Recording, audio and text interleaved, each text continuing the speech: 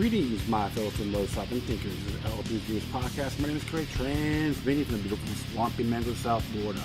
And today's date is Friday, December 15th, 2019. So let us begin.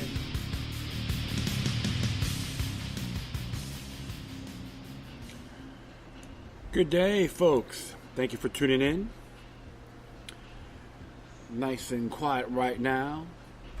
All the kiddies from spring break are coming around. There'll be a train coming by.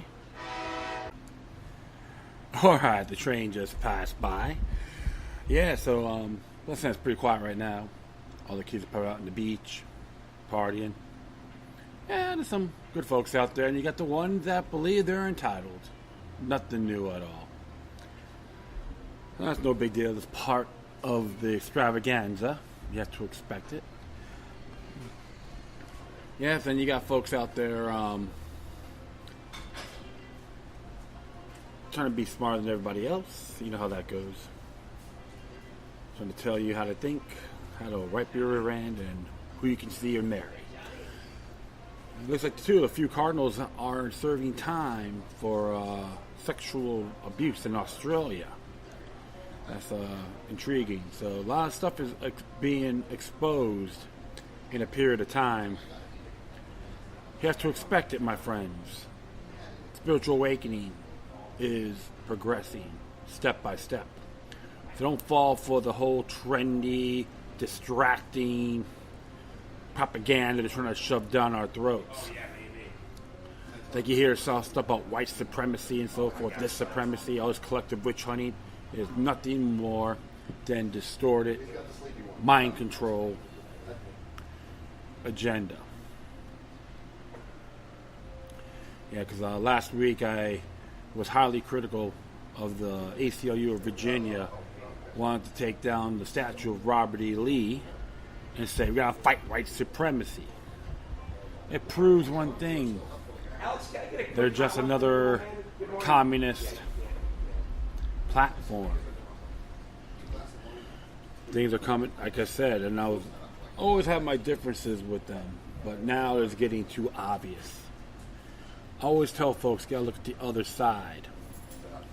Even General Robert E. Lee should always know more what he stood for, instead of listening to the garbage bobbleheads out there. Yeah, a lot of folks that want to speak their mind, trying to be famous, and they just want to talk out of their rear end and sell it to you. Always know all sides of this horrific conflict that happened.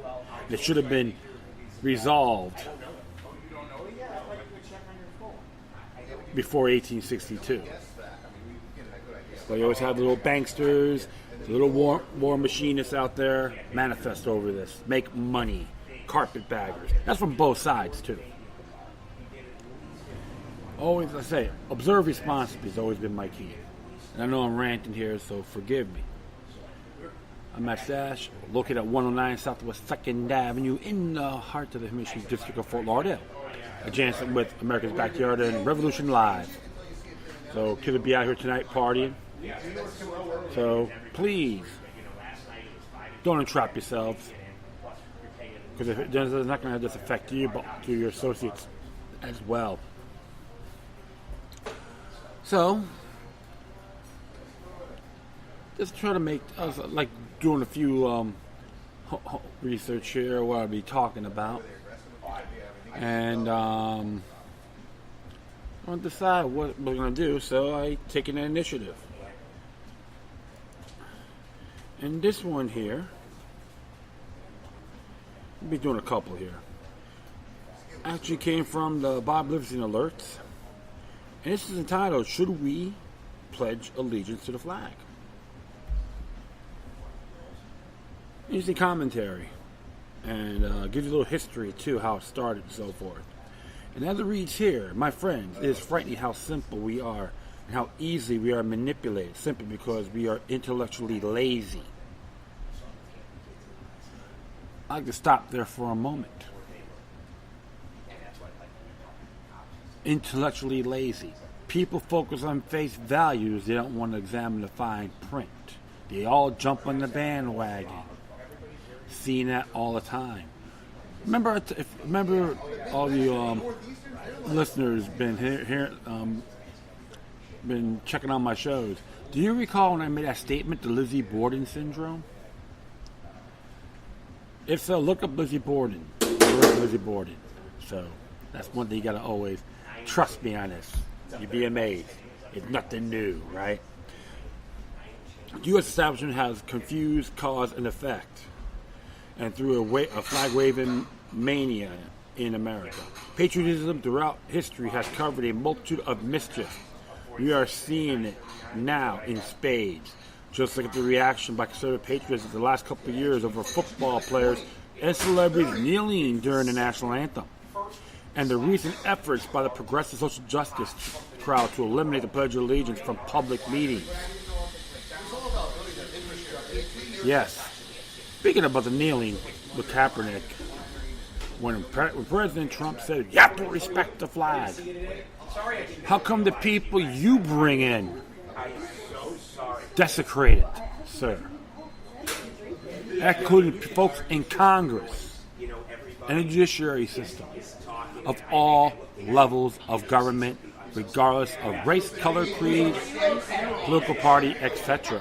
Yes, you hear a lot of folks here. You hear a lot of folks have a little chit chat, little meeting here. That's okay. That's just part of one of the owners. So we love each other. It's great. All right, continue on here. The president of the Santa Barbara City College Board of Trustees recently announced he had eliminated the recitation of the Pledge of Allegiance before a board meeting. Board meeting President Robert Miller responded to queries about why he decided to eliminate the pledge by stating it was because the pledge's history and symbolism. It is per from the campusreform.org. I decided to continue to use the Pledge of Allegiance for reasons related to its history and symbolism. Miller said in an email to Clasty Barber, a former adjunction instructor at SBCC. I have discovered that the Pledge of Allegiance has history steeped in expressions of nepotism and white nationalism. What? Well, continue on here. In addition to these reasons, Miller said he rather pledged his allegiance to the Constitution instead of a physical object. I also object to the phrase, one nation under God, Miller said. The First Amendment not only protects freedom of speech and religion, but also prohibits laws that establish a religion. As the U.S. Supreme Court has specially extended those rights, those express no belief in God. Thus, I disagree with the 1955 Act of Congress to add this phrase to the Pledge of Allegiance. Some historical merit, and now we'll talk about that a little bit. The usual overreaction from conservatives who responded with that campusreform.org described as a fierce and public backlash. Whenever that entailed, it was enough to get Miller to reverse the decision until the issue can be discussed at some future date. It boggles the mind how ignorant educated people can be. The original pledge was adopted by Congress on June 22, 1942. It stated, I pledge allegiance to the flag of the United States of America and to the republic for which it stands, one nation, indivisible, with liberty and justice for all. The words under God were added in 1954. But by 1942, the pledge had been around for 50 years. What Congress adopted was the final evolution of the original pledge written by Francis Bellamy in 1892. Late 1800s. Bellamy was a Baptist minister and a Christian socialist and the cousin of socialist utopian novelist Edward Bellamy. Francis wrote the original Pledge of Allegiance for publication in the Children's Magazine as part of a National Public School celebration of Columbus Day. The event was conceived by James B. Upham, a marketer for the magazine, as a campus campaign to instill the idea of American nationalism by selling flags to public schools and magazines to students. It was American nationalism, not white nationalism. See, look, you hear this, folks? It's just a little sales pitch, mind control from Mr. Miller himself. He chose his words poorly. So, and it was a socialist construct to sell flags to make money for the magazine, which shows what hypocrites socialists are. and promote state worship, but mostly to sell flags. What a great marketing scheme. And many folks call this capitalism, right? Ho. Nepotism is a political policy of promoting the interests of native inhabitants against those of immigrants. A pledge written ostensibly to celebrate America on a day honoring explorer Christopher Columbus, who was exploited, led to the colonization of North America by Europeans, and the de facto genocide of the native inhabitants cannot, by definition, be nepotism. Besides, what does Trustee President Miller mean by steeped in nepotism? None of us are natives, not even the American Indians, who, if you believe the anthropologists migrated to the continent across the land from northern Asia. Yes, folks, also known as the land bridge between Siberia and now Alaska. Look it up. These natives were at constant war with one another over territory, game to acquire slaves, and to establish dominance. We must also remind Miller that the Constitution is a physical object. He can see it here, and you can look at it yourselves. It's pretty self-explanatory, right? Absolutely. From archives.org. You can check it out yourself. Or if he takes a trip to Washington. Look at what was going on in 1942. Europe was at war. Nazism was on the march. The U.S. was responding to Japanese attack at Pearl Harbor and readying to join the European war in Africa. President Franklin Delano Roosevelt was interring Japanese Americans, which is Executive Order 9066. The U.S. was recruiting soldiers and ramping up its war machine. Anti-Japanese and anti-German propaganda was showing up in all media. The establishment was selling war to the American people. It needed nationalism and patriotism to hide that it had manipulated the people into world war. Can we say, all hail to the banksters? They benefited dearly. Also troubling, the pledge's words, one nation, indivisible. The constant repetition by Americans of those words, doubtless having the founding fathers spinning in their graves. The nation was not conceived as indivisible. Through the War of Northern Aggression made it so. America was founded on separation. Declaration of Independence explains why it's a basic human right. It's a separation of states and individuals from the British Crown. It had nothing to do with race. I mention this because people love to conflate people who want to be left alone or to separate from a corrupt government with white supremacists. This is because of the phony history taught about the reason for secession of the several southern states prior to the War of Northern Aggression. Or they call it the Civil War. So all you folks out there, start doing your homework on this. I'm tired of all the brainwashing propaganda. It's getting meek, pathetic, and very sloppy. But phony patriotism is a long leverage against a population ignorant of the ways of treason by its own government. There is no doubt that U.S. history is full of wars for democracy, which we're not. Killing millions under the propaganda of patriotism with the majority support of people and full support of all, but a small cadre of elected representatives who are paid by the federal government incidentally. In addition to the millions of foreign dead, these wars left hundreds of thousands of American military members dead or maimed physically and or emotionally. The words known about this U.S. military-industrial complex war machine and its pursuits of profits, but Americans tend to turn a blind eye, and I have the hiccups here. Forgive me.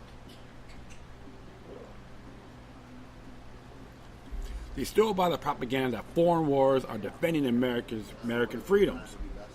The opposite is true. Wars are not for freedom or patriotism or democracy as we are propagandized. Wars are to kill and to benefit big business, which reaps massive profits from the killing and sacrifice of young men, lambs on all sides of combat, and for the banksters. And the U.S. is only republic in name. We have some of the symbols, an electoral college, an elected house, but the Senate is a national one controlled by moneyed interests in the Supreme Court. is an all-powerful oligarchy that creates laws from thin air and strikes down those passed lawfully by the states and their people, which renders states powerless under the ever-expanding national government. The Congress is a feckless body that has ceded its authority to dictatorial presidency and the alphabet federal agency. Interesting there, my friends. This is from a gentleman who's been writing for 50 years. And he's a Christian by faith. Always question authority, correct?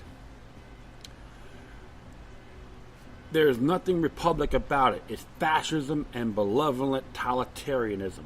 When George Washington said government is force, he meant that government is force against its own people.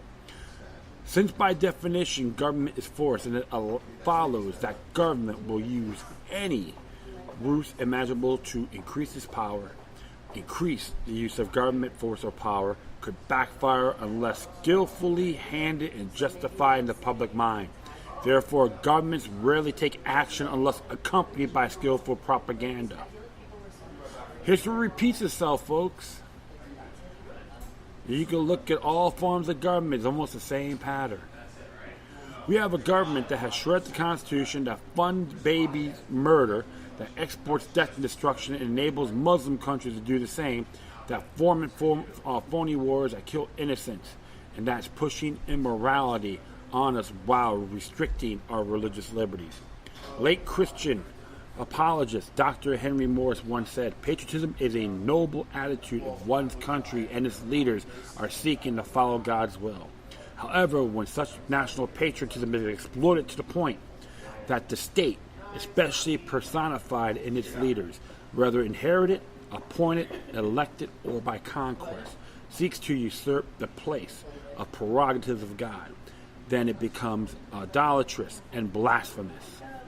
Why we would pledge allegiance to such a thing, or its symbols. One can love his country but hate his government and its actions. I love America, but not the people who control America and its government. I love America, but its rulers are an alien to individual freedom. Its government is now the anathema to liberty." Interesting commentary indeed. Some people make that statement that the Pledge of Allegiance to the flag is an act of worship. And it came out around 1890.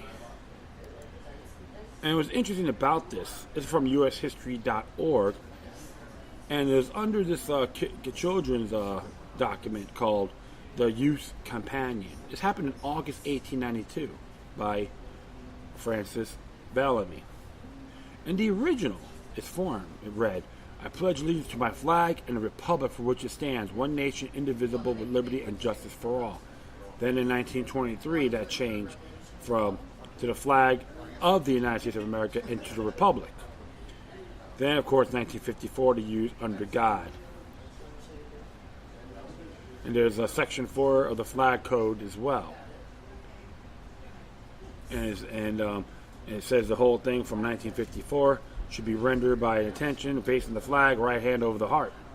We're not uniformed men, so it tells you how it should be formed. It was interesting because during that time, in World War II, they changed that from it to be the Caesar salute, which is called the Nazis use that now, the Roman salute.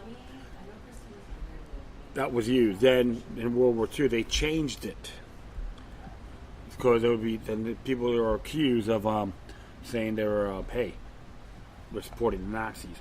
And it's interesting about that.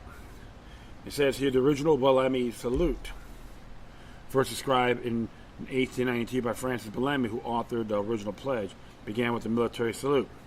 And after reciting the words to the flag, the arm was extended toward the flag. So it's the Caesar salute. Very intriguing.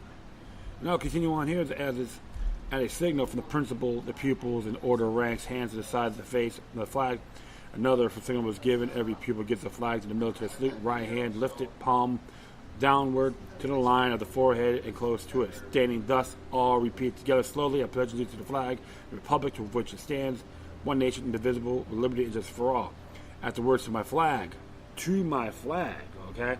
The right hand is extended gracefully, palm upward toward the flag, and it remains in this gesture till the end of the affirmation, whereupon all hands immediately drop to the side. Hail Caesar, right? That was in Youth Companions 1892. Now I'm going to keep that. I'm going to add this to the memo by Bob Livingston, because you folks really know what it's all about. Very intriguing indeed. So that's why, my friends, the Nazis never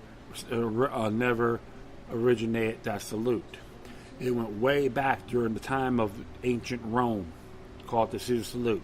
And a great show series that you check out called Rome was done by HBO, and they did the Roman salute when they salute to the higher rank, the general, and all that. So that's what they call it, the Roman salute. So it's good to know. Is educate yourselves in these areas, because they want you to be dumb, staggered, happy. And another thing you have to see, which is good. I'm glad I've narrated this topic, because they want us to just follow the herd, just another cow, or call the herd conformity. That's what the late Anton LaVey would say, and it has merit. So always try to look things a lot broader than what it is. I'll do one more here, just to get things going. Just, it's a little bit mellow today. I know I haven't done a show in a while. I've been working a lot, so thanks for tuning in once again. And this one came from Collective Evolution. Lisa Page testified that the DOJ ordered the FBI not to indict Hillary Clinton. Of course, because she's a Bushite. She sold her rear end to the New World Order. Man, that woman's one. I like this photo. She's like a blonde white Baltace song. This is by Richard Enos, by the way. Oh, man. In brief, the facts. Transcripts representing 370-page worth of testimony from former FBI lawyer Lisa Page's closed-door meeting with Congress in July 2018 were finally released to the public on Tuesday. Reflect on, as we are seeing a pattern in the slow but orderly release of political information that is ultimately in service to our awakening. Those of us who are truth seekers and investigators of information that is being hidden from us would probably like nothing better than to have all classified secret information revealed at once, and a source of anger and frustration that so much is hidden, and other people continue to hold power over when such information is disclosed. Even with the Assange WikiLeaks dumps, the information is shared piecemeal, and certain subjects are still hidden from us, of course. But let's think about it for a moment. If all information were released all at once, how will we process it? For most of us, it would not simply become a stack of intimidating data that we wouldn't have the time to get to and eventually ignore. Instead of ruining this lack of control over the situation, we would do well to start noticing patterns in the way of information is released to the public. It seems that when certain information is revealed as important, what is revealed? This is not to say that these processes always have humanity's best interests at heart, but the timing often seems to pertain to the public's ability as a whole to take in the new information and slowly shift their understanding and awareness of what is going on underneath the veneer of mainstream perception. Lisa Page's testimony revealed. Take, for example, a former FBI lawyer, Lisa Page's closed-door testimony to Congress in July 2018, where she spoke of matters such as the FBI investigation into Hillary Clinton's private server abuse. Transcripts representing 370 pages worth of testimony were finally released to the public on Tuesday by Representative Doug Collins, Republican from Georgia. This means members of Congress have known about this information for 8 months already and have decided that now that the public can know about it as well. The biggest revelation that seems to be afforded by this release of information is that Loretta Lynch, well, she's a New World Order stooge, by the way, and the Justice Department actually ordered the FBI not to prosecute Hillary Clinton for storing classified information on a unsecured server. The conversation from this transcript between Page and Representative John Ratcliffe Republican from Texas, is included in the tweet below. Mr. Clapp said, okay, so let me, if can, I'm testing your memory. But when you say advice you got from the department, you're not making it sound like it was the department that told you. You're not going to charge gross negligence because we're the prosecutors, and we're telling you're not going to. Miss Page, that is correct. That's from Ms. Say by Ratcliffe. Lisa Page confirmed to me under oath that the FBI was ordered by the Obama DOJ not to consider charging Hillary Clinton for gross negligence in the handling of the classified information. Ain't that nice? So she's special. So you know what? I say free Roger Stone too. I'm not crazy about the guy in a lot of areas, but you know what? Free his rear end too. How pathetic and biased can they be? Remember, too, Loretta Lynch loved the so-called one global organization. I think Safe Cities Network. Yeah, they call it Safe Cities Network. That's what it's called. I did a show on that, by the way. She's all for it. Very New World Order indeed. In the transcript, Ratcliffe's full sentence interrupted by Page's answer was, you're not going to charge gross negligence, where the prosecutors already said that on there. Okay. So the Fox News article elaborates on the details of Lynch's decision. Page also testified that the DOJ and the FBI had multiple conversations about charging gross negligence, and that DOJ decided that the term was constitutionally vague and had either never been done or had been done once like 99 years ago, so they did not feel they could sustain any charge. Take it to a grand jury, idiots. Doing impeachment proceedings. A major consequence of this, presumably, was FBI Director James Comey's famous about a face on the matter. Original Comey was accused the former Secretary of State of being grossly negligent in handling classified information in a draft dated May 2016, but that was modified to claim that Clinton had merely been extremely careless in a drafted June 2016. Comey also said, although there is evidence of potential violations of the statutes regarding the handling of classified information, our judgment that is no reasonable prosecutor will bring such a case. So you know what? You free all those political prisoners who are sovereigns. That is under your watch, you big for nothing, big bird dork. The infamous Tarmac meeting. And in the end of itself, this information might have led to anything more. However, when you compound it with this famous Tarmac meeting in 2016 between Loretta Lynch and Bill Clinton, a disturbing narrative begins to take shape. I don't want to try to get too projectile here, you know. People enjoy their coffee, I got a little business they're doing, so bear with me, folks. They have both maintained the meeting was unplanned. Their planes just happened to end up next to one another on the tarmac, and they engaged in a short conversation that was lighthearted and personal, according to this Blaze article. Both Clinton and Lynch denied discussing nefarious subjects such as the DOJ's Clinton investigation, known as Midyear, or any other matters involving the Clintons' public life. However, the same article refutes these claims. It cites the DOJ Inspector General Michael Horowitz's report on the FBI's Hillary Clinton email investigation proved that the meeting was intended and planned. The OPA supervisor said he later learned that former President Clinton's Secret Service detail had contacted Lynch's FBI security detail and let them know that the former president wanted to meet with Lynch. Although Lynch's staff was supposed to receive notice of such requests, witnesses told us that they were not informed of the request from former President Clinton, IG report. Of course, you know how that goes, right? Good grief. Additional information in the article also contradicts the notion that this meeting was not lighthearted and personal. Finally, it was Lynch's senior counselor who broke up the meeting when she realized it would become extremely problematic if the media learned that Lynch had just met with the husband of a subject in a major investigation. The senior counselor said she could not recall what she heard when she entered the plane, but said Lynch appeared uncomfortable and wanted the meeting to be done. Well, that's what Q has to say. I know everyone's like going crazy over Q, but observe responsibly. That's why I always tell my folks. That's on my show as well, one of my slogans.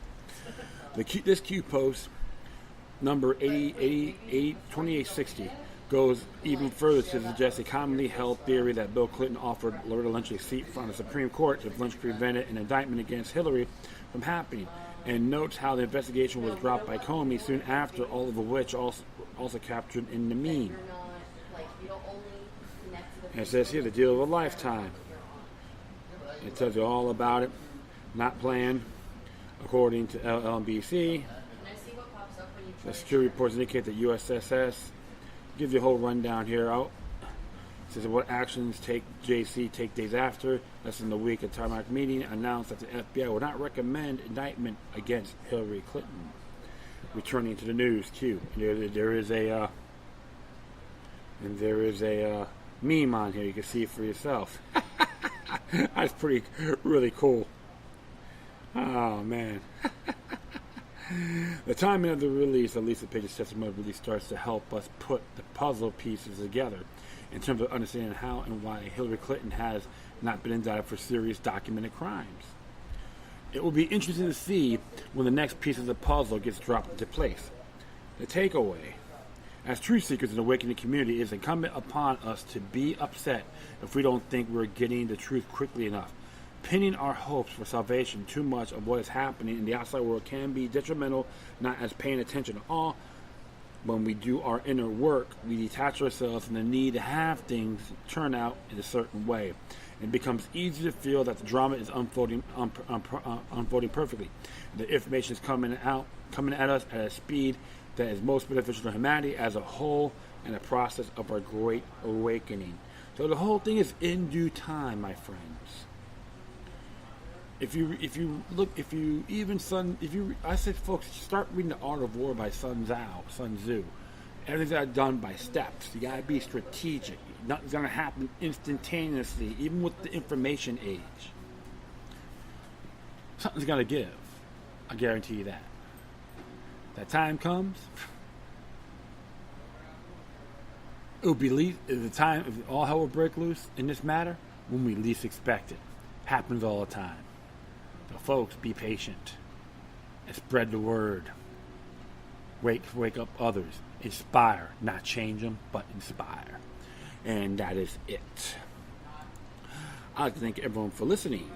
Plus, feel free to download and share throughout the social media networks. If you have any questions, comments, or me send something that's interesting and want to check out, whatever you do, please send your correspondence to Decorum. I'll leave all my footnotes, including my social media contacts and email addresses, on my Spreaker page. Once again, thank you for your time. Plus, always remember that the demoniac resistance, healthy for the soul, can liberate humanity. Until next time, take care of yourselves. Keep on spreading love, and may your guardian spirits be with you.